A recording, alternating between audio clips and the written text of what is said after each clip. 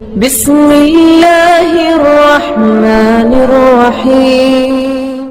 بسم اللہ الرحمن الرحیم۔ ایک ابدی اور لازوال معجزہ۔ قرآن مجید ایک ابدی معجزہ ہے۔ صحیح بخاری و مسلم اور مسند احمد میں حضرت ابو ہریرہ رضی اللہ عنہ کہتے ہیں کہ رسول اللہ صلی اللہ علیہ وسلم نے فرمایا، تمام انبیاء علیہ السلام کو ایسے معجزات دیے گئے جنہیں دیکھ کر اس زمانے کے لوگ ایمان لائے، لیکن مجھے جو معجزہ دیا گیا ہے وہ قرآن ہے، جو بذریعہ وحی دیا گیا ہے، جس سے قیامت تک لوگ متاثر ہوتے رہیں گے۔ لہذا مجھے امید ہے کہ قیامت کے روز مجھ پر ایمان لانے والے تعداد میں سب سے زیادہ ہوں گے۔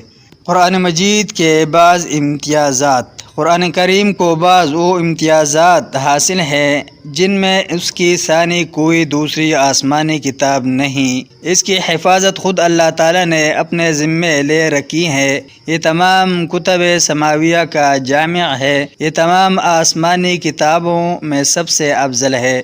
جو فرشتہ جبرائیل علیہ السلام قرآن لے کر اترا وہ سب فرشتوں سے افضل و اعلیٰ ہے اور اللہ تعالیٰ کی وحی کا آمین ہے۔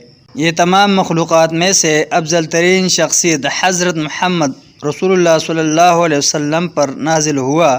یہ اس امت کے لیے نازل ہوا جو تمام امتوں سے افضل ہے اور اسے لوگوں کی راہ حق کی طرف رہبری کا فرض سونپا گیا ہے۔